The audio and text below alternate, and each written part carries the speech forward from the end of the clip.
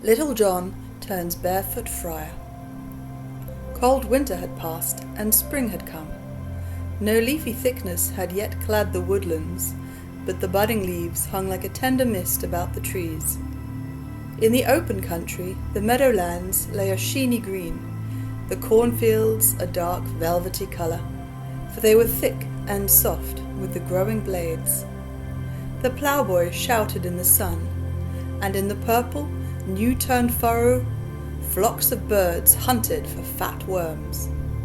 All the broad, moist earth smiled in the warm light, and each little green hill clapped its hand for joy. On a deer's hide, stretched on the ground in the open in front of the greenwood tree, sat Robin Hood, basking in the sun like an old dog fox.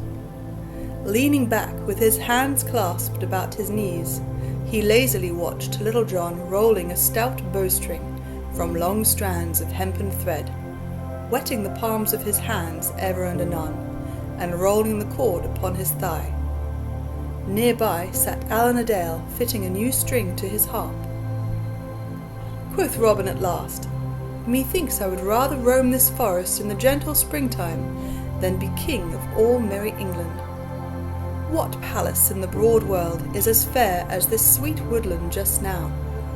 And what king in all the world hath such appetite for plovers' eggs and lampreys as I for juicy venison and sparkling ale? Gaffer Swanthold speaks truly when he saith, better a crust with content than honey with a sour heart." "Yea," quoth Little John, as he rubbed his new-made bowstring with yellow beeswax, "the life we lead is the life for me. Thou speakest of the springtime, but methinks even the winter hath its own joys. Thou and I, good master, have had more than one merry day this winter past at the Blue Boar.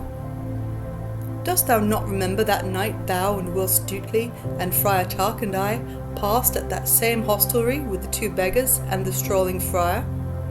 "Yea," quoth merry Robin, laughing, "that was the night that Will Stutely must needs snatch a kiss from the stout hostess, and got a cannikin of ale emptied over his head for his pains." "Truly it was the same," said Little John, laughing also. "Methinks that was a goodly song that the strolling friar sang, Friar Tuck. Thou hast a quick ear for a tune. Dost thou not remember it?" "I did have the catch of it one time," said Tuck. "Let me see." And he touched his forefinger to his forehead in thought, humming to himself, and stopping ever and anon to fit what he had got to what he searched for in his mind. At last he found it all, and, clearing his throat, sang merrily. "In the blossoming hedge the robin cock sings, for the sun it is merry and bright, and he joyfully hops and he flutters his wings, for his heart is all full of delight. For the May bloometh fair, and there's little of care, and plenty to eat in the Maytime rare. When the flowers all die, then off he will fly, to keep himself warm in some jolly old barn, where the snow and the wind neither chill him nor harm. And such is the life of the strolling friar, with a plenty to eat and to drink. For the good wife will keep him a seat by the fire, and the pretty girls smile at his wink. Then he lustily trolls, as he onward strolls, a rollicking song for the saving of souls. When the wind doth blow, with the coming of snow, there's a place by the fire for the fatherly friar, and a crab in the bowl for his heart's desire." Thus Friar Tuck sang in a rich and mellow voice, rolling his head from side to side in time with the music. And when he had done, all clapped their hands and shouted with laughter, for the song fitted him well.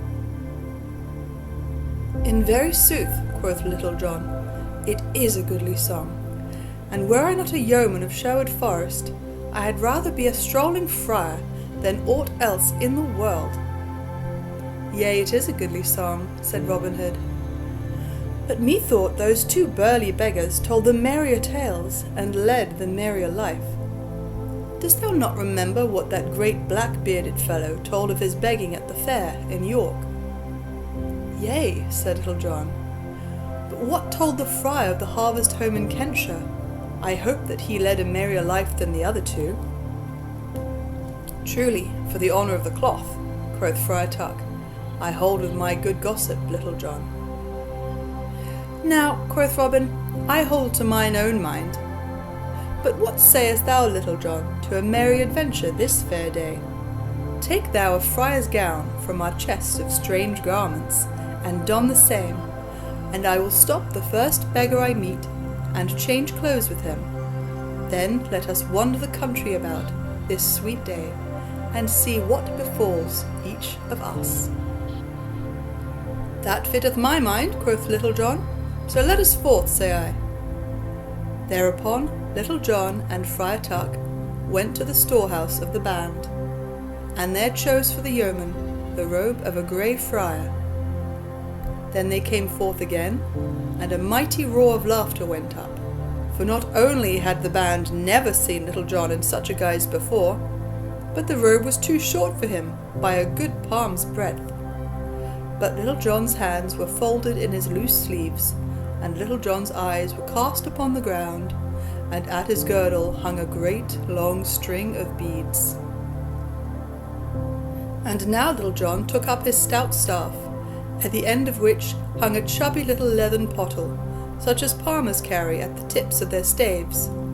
But in it was something, I wot, more like good Malmsey than cold spring water, such as godly pilgrims carry. Then up rose Robin, and took his stout staff in hand, likewise, and slipped 10 golden angels into his pouch, for no beggar's garb was among the stores of the band, so he was fain to run his chance of meeting a beggar and buying his clothes off him. So all being made ready, the 2 yeomen set forth on their way, striding lustily along in the misty morning. Thus they walked down the forest path until they came to the highway, and then along the highway till it split in twain, leading on one hand to Blythe, and on the other to Gainsborough. Here the yeoman stopped. Quoth jolly Robin, "Take thou the road to Gainsborough, and I will take that to Blythe. So fare thee well, holy father, and mayest thou not have cause to count thy beads in earnest ere we meet again." "Good den, good beggar that is to be," quoth Little John, "and mayest thou have no cause to beg for mercy ere I see thee next." So each stepped sturdily upon his way, until a green hill rose between them, and the one was hid from the sight of the other. Little John walked along, whistling, for no one was nigh upon all the road. In the budding hedges the little birds twittered merrily, and on either hand the green hills swept up to the sky, the great white clouds of springtime sailing slowly over their crowns in lazy flight. Up hill and down dale walked Little John, the fresh wind blowing in his face, and his robes fluttering behind him. And so at last he came to a crossroad that led to Tuxford. Here he met 3 pretty lasses, each bearing a basket of eggs to market. Quoth he, "Whither away, fair maids?" And he stood in their path, holding his staff in front of them to stop them. Then they huddled together and nudged one another, and one presently spake up and said, "We are going to the Tuxford market, holy friar, to sell our eggs." "Now out upon it," quoth Little John, looking upon them with his head on one side. "Surely it is a pity that such fair lasses should be forced to carry eggs to market.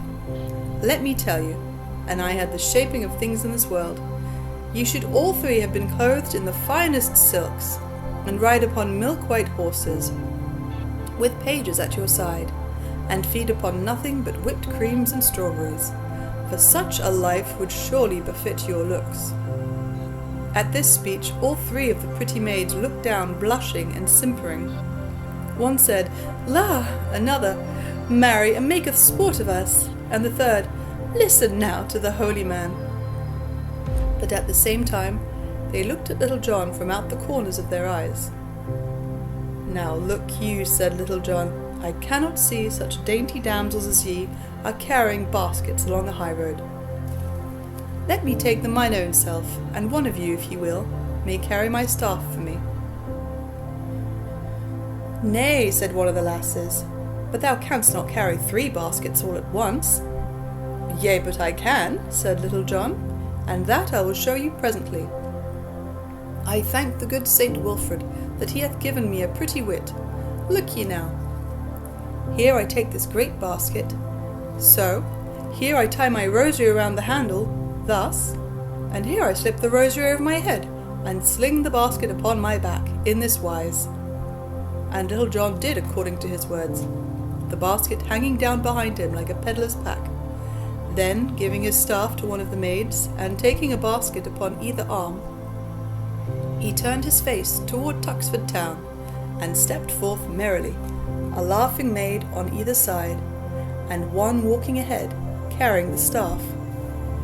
In this wise they journeyed along, and everyone they met stopped and looked after them, laughing, for never had anybody seen such a merry sight as this tall, strapping grey friar, with robes all too short for him, laden with eggs, and tramping the road with 3 pretty lasses. For this Little John cared not a whit. But when such folks gave jesting words to him, he answered back as merrily, speech for speech. So they stepped along toward Tuxford, chatting and laughing, until they came nigh to the town. Here Little John stopped, and set down the baskets, for he did not care to go into the town, lest he should, perchance, meet some of the sheriff's men. Alas, sweet chucks, quoth he, here I must leave you. I had not thought to come this way, but I am glad that I did so. Now, ere we part, we must drink sweet friendship. So saying, he unslung the leathern pottle from the end of his staff, and drawing the stopper therefrom, he handed it to the lass who had carried his staff, first wiping the mouth of the pottle upon his sleeve. Then each lass took a fair drink of what was within, and when it had passed all around, Little John finished what was left, so that not another drop could be squeezed from it. Then, kissing each lass sweetly, he wished them all good den, and left them. But the maid stood looking after him as he walked away whistling. What a pity, quoth one, that such a stout, lusty lad should be in holy orders. Marry, quoth Little John to himself as he strode along, yon was no such ill happening. St. Dunstan, send me more of the like. After he had trudged along for a time, he began to wax thirsty again in the warmth of the day. He shook his leathern pottle beside his ear, but not a sound came therefrom. Then he placed it to his lips, and tilted it high aloft, but not a drop was there. Little John, said he sadly to himself, shaking his head the while, woman will be thy ruin yet, if thou dost not take better care of thyself. But at last he reached the crest of a certain hill, and saw below a sweet little thatched inn lying snugly in the dale beneath him, toward which the road dipped sharply. At the sight of this, a voice within him cried aloud, I give thee joy, good friend, for yonder is thy heart's delight, to wit, a sweet rest and a cup of brown beer. So he quickened his pace down the hill, and so came to the little inn, from which hung a sign with a stag's head painted upon it. In front of the door, a clucking hen was scratching in the dust with a brood of chickens about her heels. The sparrows were chattering of household affairs under the eaves, and all was so sweet and peaceful that Little John's heart laughed within him. Beside the door stood 2 stout cobs with broad soft-padded saddles, well fitted for easy travelling, and speaking of rich guests in the parlour. In front of the door 3 merry fellows, a tinker, a pedlar, and a beggar, were seated on a bench in the sun, quaffing stout ale. I give you good den, sweet friends, quoth Little John, striding up to where they sat. Give thee good den, holy father, quoth the merry beggar with a grin.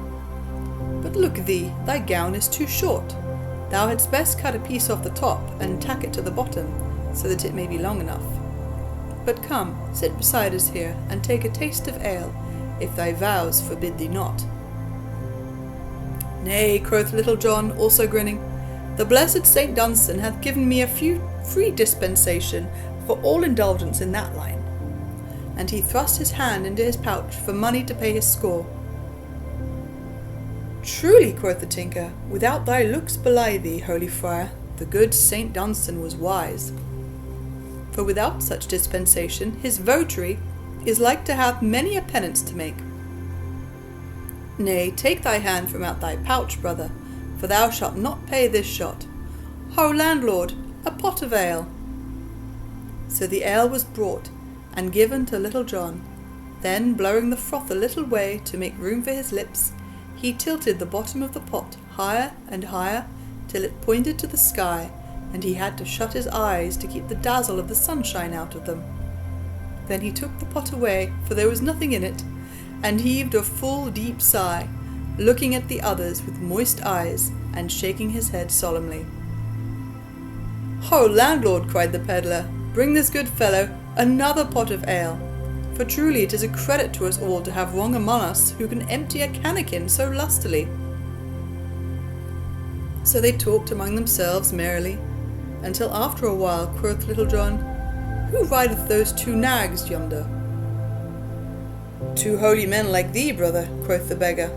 They are now having a goodly feast within. For I smelled the steam of a boiled pullet just now. The landlady saith they come from Fountain Abbey, in Yorkshire, and go to Lincoln on matters of business. They are a merry couple, said the tinker, for one is as lean as an old wife's spindle, and the other as fat as a suet pudding. Talking of fatness, said the pedlar, thou thyself lookest none too ill-fed, holy friar. Nay, truly, said Little John, thou seest in me what the holy St. Dunstan can do for them that serve him upon a handful of parched peas and a trickle of cold water. At this a great shout of laughter went up. Truly it is a wondrous thing, quoth the beggar. I would have made my vow to see the masterly manner in which thou didst tuck away yon pot of ale, that thou hast not tasted clear water for a brace of months. Has not this same holy St. Dunstan taught thee a goodly song or two? Why, as for that, quoth Little John, grinning, mayhap he hath lent me aid to learn a ditty or so. Then pray thee, let us hear how he hath taught thee, quoth the tinker. At this, Little John cleared his throat, and after a word or two about a certain hoarseness that troubled him, sang thus: Ah, pretty, pretty maid, whither dost thou go? I pray thee, wait for thy lover also, and we'll gather the rose as it sweetly blows, for the merry, merry winds are blowing. Now it seemed as though Little John's songs were never to get sung, for he had got no farther than this, when the door of the inn opened, and out came the two brothers of Fountain Abbey, the landlord following them, and, as the saying is, washing his hands with humble soap. But when the brothers of Fountain Abbey saw who it was that sang, and how he was clad in the robes of a grey friar, they stopped suddenly, the fat little brother drawing his heavy eyebrows together in a mighty frown, and the thin brother twisting up his face as though he had sour beer in his mouth. Then, as Little John gathered his breath for a new verse, "How now?" roared forth the fat brother, his voice coming from him like loud thunder from a little cloud. "Thou naughty fellow, is this a fit place for one in thy garb to tipple and sing profane songs?" "Nay," quoth Little John, "since I cannot tipple and sing, like your worship's reverence, in such a goodly place as Fountain Abbey, I must even tipple and sing where I can." "Now out upon thee!" cried the tall, lean brother in a harsh voice.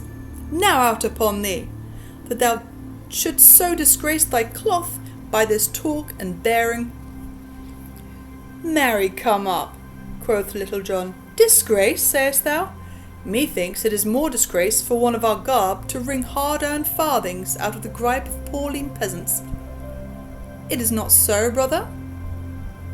At this the tinker and the pedlar and the beggar nudged one another, and all grinned, and the friars scowled blackly at Little John, but they could think of nothing further to say, so they turned to their horses. Then Little John arose of a sudden from the bench where he sat, and ran to where the brothers of Fountain Abbey were mounting. Quoth he, "Let me hold your horse's bridle for you. Truly, your words have smitten my sinful heart, so that I will bide no longer in this den of evil, but will go forward with you. No vile temptation, I wot, will fall upon me in such holy company." "Nay, fellow," said the lean brother harshly, for he saw that Little John made sport of them, "we want none of thy company, so get thee gone." "Alas," quoth Little John, "I am truly sorry that ye like not me nor my company. But as for leaving you, it may not be, for my heart is so moved that, willy-nilly, I must go with you for the sake of your holy company." Now at this talk, all the good fellows on the bench grinned till their teeth glistened, and even the landlord could not forbear to smile. As for the friars, they looked at one another with a puzzled look, and knew not what to do in the matter. They were so proud that it made them feel sick with shame to think of riding along the high road with a strolling friar, in robes all too short for him, running beside them. But yet they could not make Little John stay against his will, for they knew he could crack the bones of both of them in a twinkling were he so minded. Then up spake the fat brother more mildly than he had done before. "Nay, good brother," said he, "we will ride fast, and thou wilt tire to death at the pace." "Truly I am grateful to thee for the thought of me," quoth Little John, "but have no fear, brother, my limbs are stout, and I could run like a hare from here to Gainsborough." At these words a sound of laughing came from the bench, whereat the lean brother's wrath boiled over, like water into the fire, with great fuss and noise. "Now out upon thee, thou naughty fellow," he cried. "Art thou not ashamed to bring disgrace so upon our cloth? Bide thee here, thou sot, with these porkers. Thou art no fit company for us." "La ye there now," quoth Little John. "Thou hearest, landlord? Thou art not fit company for these holy men. Go back to thine alehouse. Nay, if these most holy brothers of mine do but give me the word, I'll beat thy head with this stout staff, till it is as soft as whipped eggs." At these words a great shout of laughter went up from those on the bench, and the landlord's face grew red as a cherry from smothering his laugh in his stomach. But he kept his merriment down, for he wished not to bring the ill will of the brothers of Fountain Abbey upon him by unseemly mirth. So the two brethren, as they could do naught else, having mounted their nags, turned their noses toward Lincoln and rode away. "I cannot stay longer, sweet friends," quoth Little John, as he pushed in betwixt the two cobs. "Therefore I wish you good den. Off we go, we three." So saying, he swung his stout staff over his shoulder, and trudged off, measuring his pace with that of the two nags. The two brothers glowered at Little John when he so pushed himself betwixt them. Then they drew as far away from him as they could, so that a yeoman walked in the middle of the road, while they rode on the footpath on either side of the way. As they so went away, the tinker, the pedlar, and the beggar ran skipping out into the middle of the highway, each with a pot in his hand, and looked after them, laughing. While they were in sight of those at the inn, the brothers walked their horses soberly, not caring to make ill matters worse by seeming to run away from Little John, for they could not but think how it would sound in folks' ears when they heard how the brethren of Fountain Abbey scampered away from a strolling friar, like the ugly one, when the blessed St. Dunstan loosed his nose from the red-hot tongs where he had held it fast. But when they had crossed the crest of the hill, and the inn was lost to sight, quoth the fat brother to the thin brother, "Brother Ambrose, had we better not mend our pace?" "Why truly, gossip," spoke up Little John, "methinks it would be well to boil our pot a little faster, for the day is passing on, so it will not jolt thy fat too much. Onward, say I." At this the two friars said nothing, but they glared again on Little John with baleful looks. Then, without another word, they clucked to their horses, and both broke into a canter. So they galloped for a mile and more, and Little John ran betwixt them as lightly as a stag, and never turned a hair with the running. At last the fat brother drew his horse's rein with a groan, for he could stand the shaking no longer. "Alas," said Little John, with not so much as a catch in his breath, "I did sadly fear that the roughness of this pace would shake thy poor old fat paunch." To this the fat friar said never a word, but he stared straight before him, and he gnawed his nether lip. And now they travelled forward more quietly, Little John in the middle of the road, whistling merrily to himself, and the two friars in the footpath on either side saying never a word. Then presently they met three merry minstrels, all clad in red, who stared amain to see a grey friar with such short robes walking in the middle of the road, and two brothers with heads bowed with shame, riding upon richly caparisoned cobs on the footpaths. When they had come near the minstrels, Little John waved his staff like an usher clearing the way. "Make way," he cried in a loud voice, "make way, for here we go, we three." Then how the minstrels stared, and how they laughed, but the fat friar shook as with an ague, and the lean friar bowed his head over his horse's neck. Then next they met two noble knights in rich array, with hawk on wrist, and likewise two fair ladies clad in silks and velvets, all a-riding on noble steeds. These all made room, staring, as Little John and the two friars came along the road. To them Little John bowed humbly. "Give you greetings, lords and ladies," said he, "but here we go, we three." Then all laughed, and one of the fair ladies cried out, "What three meanest thou, merry friend?" Little John looked over his shoulder, for they had now passed each other, and he called back, "Big Jack, Lean Jack, and Fat Jack Pudding." At this the fat friar gave a groan, and seemed as if he would like to fall from his saddle for shame. The other brother said nothing, but he looked before him with a grim and stony look. Just ahead of them the road took a sudden turn around a high hedge, and some 20 paces beyond the bend another road crossed the one they were riding upon. When they had come to the crossroad, and were well away from those they had left, the lean friar drew rein suddenly. "Look ye, fellow," quoth he, in a voice quivering with rage, "we have had enough of thy vile company, and care no longer to be made sport of. Go thy way, and let us go ours in peace." "La then now," quoth Little John, "methought we were such a merry company, and here thou dost blaze up like fat in the pan. But truly, I have had enough of you to-day, though I can ill spare your company. I know you will miss me, but gin you want me again, whisper to good man Wind, and he will bring news thereof to me. But ye see I am a poor man, and ye are rich. I pray you give me a penny or two to buy me bread and cheese at the next inn." "We have no money, fellow," said the lean friar harshly. "Come, brother Thomas, let us forward." But Little John caught the horses by the bridle reins, one in either hand. "Hath ye in truth no money about you whatsoever?" said he.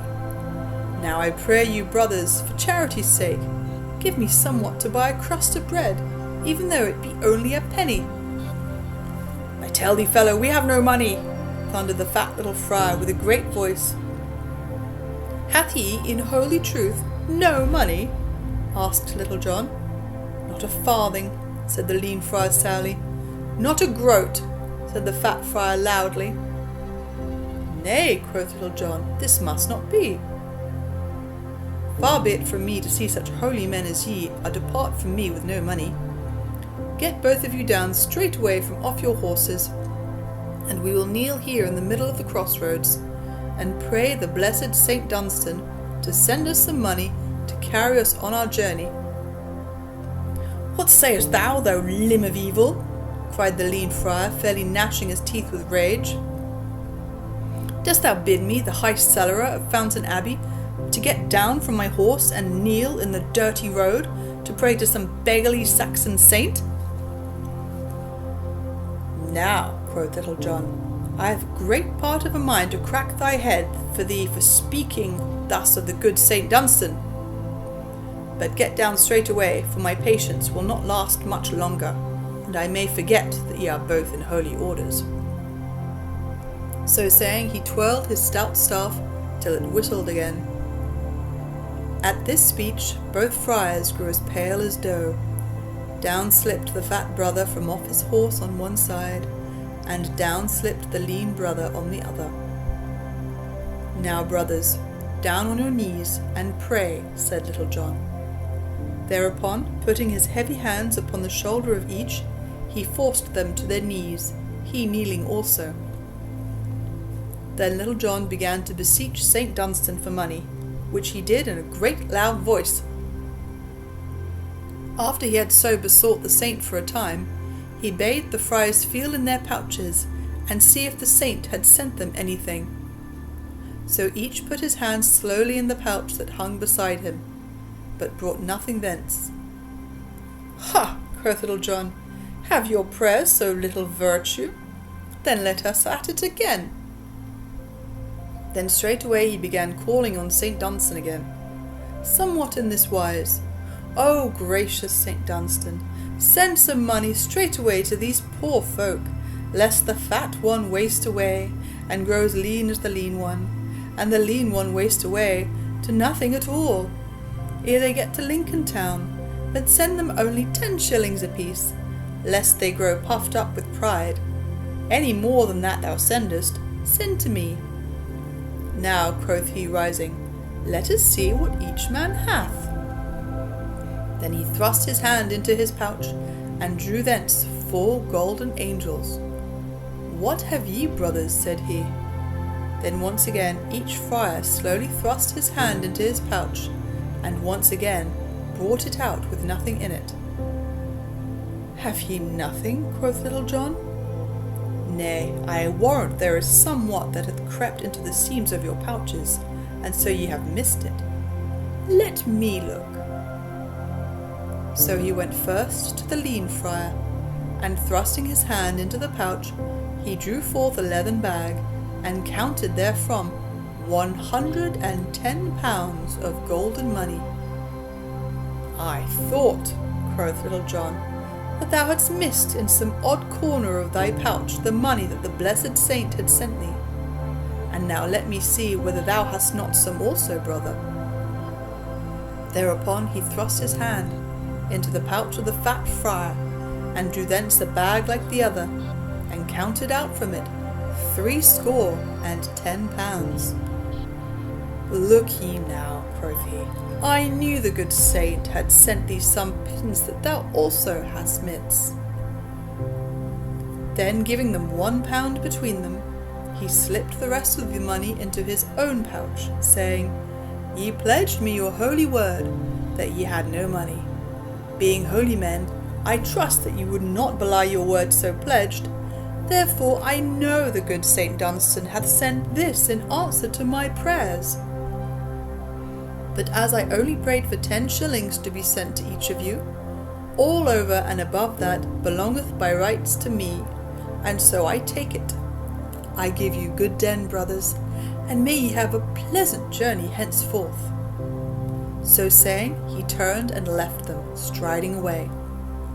The friars looked at one another with a woeful look, and slowly and sadly they mounted their horses again, and rode away with never a word. But Little John turned his footsteps back again to Sherwood Forest, and merrily he whistled as he strode along. And now we will see what befell Robin Hood in his venture as a beggar.